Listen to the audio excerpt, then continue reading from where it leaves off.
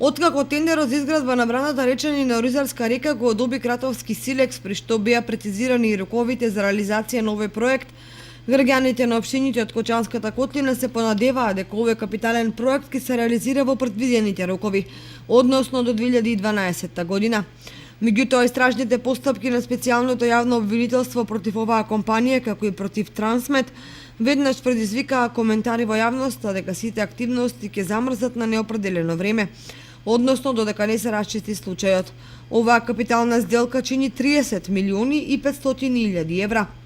При тоа веќе е изграден пристапниот пат од местноста Мегден до локацијата каде ќе се гради телото на идната акумулација, кој го проби и асфалтираше фирмата Трансмет. Досега за техничката документација и за патниот правец до објектот од државниот буџет се потрошени околу 220 милиони денари.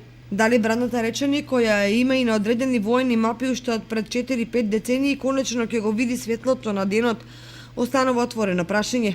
Меѓутоа едно е сигурно, од неа се очекуваше целосно, квалитетно и долгорочно да го реши водоснабдувањето на 90.000 граѓани од општините Кочани, Винице, Зрновци и Чешине во Блешево со населените места.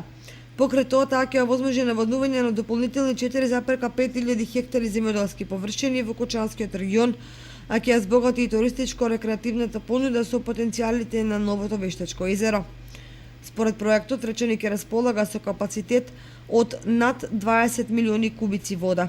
Енергијата на водата, која ќе поминува под цевководот, ќе се користи за производство на електрична енергија, за што е планирана изградба на 3 мали хидроцентрали.